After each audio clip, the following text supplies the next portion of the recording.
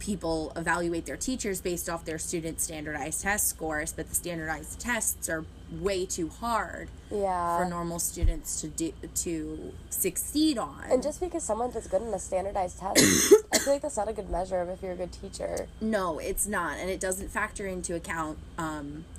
There's a lot of racial issues with the tests and socioeconomic issues. Yeah. I didn't know that. Mm-hmm. Like so what? Students of color are usually lower performing on the tests. I don't have the data to back this up, so you might have to do the research. But usually, like, they're an area of focus for your school progress plan. So are special needs students.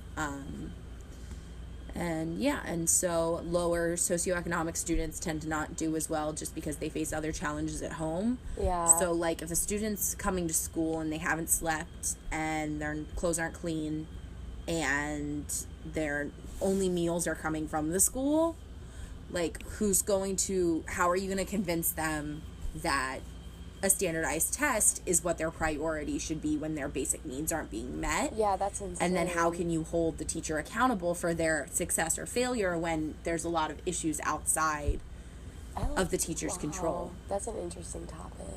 Yeah, and so that's where a lot of teachers come from when we talk about standardized testing and connecting them to teacher evaluations, because there really is so many factors that go into account of how a student will or will not be successful. That's crazy. And then like environmental, physiological.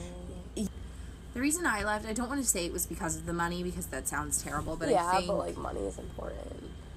It is. And teachers I don't want to sit there and say that teachers are the only challenging job in the world, because there are plenty of people out there who live paycheck to paycheck and really struggle.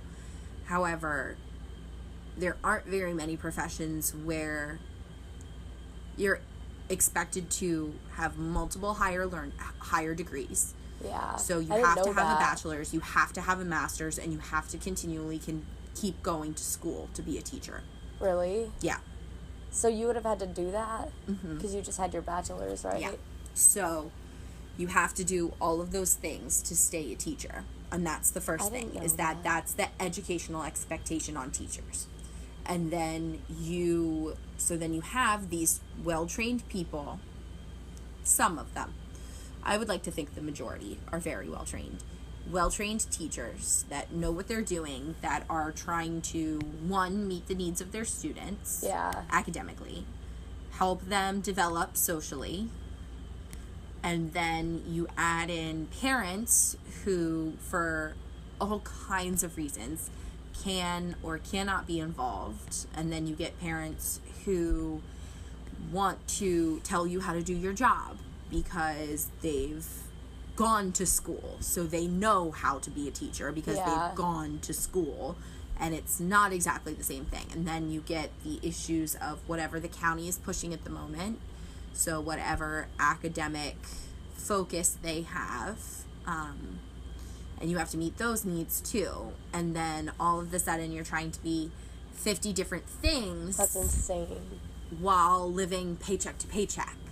It's really frustrating to have gone to school to do this. Yeah. Have been qualified for my job, to be told by people who have no experience what I should be doing in my classroom and what's best for my individual students that they don't know, and then not be fully compensated for it. I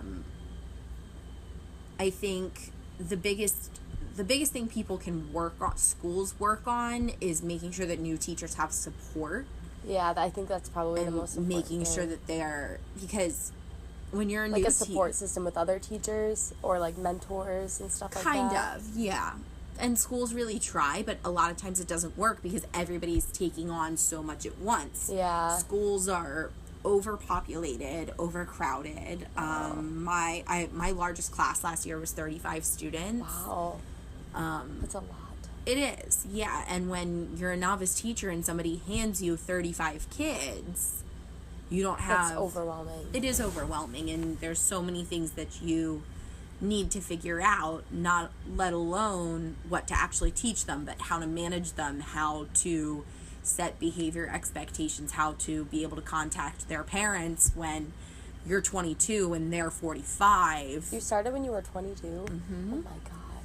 And you're 22 and they're 45 and you're trying to tell them what's wrong with their kid. You know, that's a challenging situation to be in. Seriously. And then they talk to you like you're not a professional because you're 22. That's insane. Mm-hmm. Wow.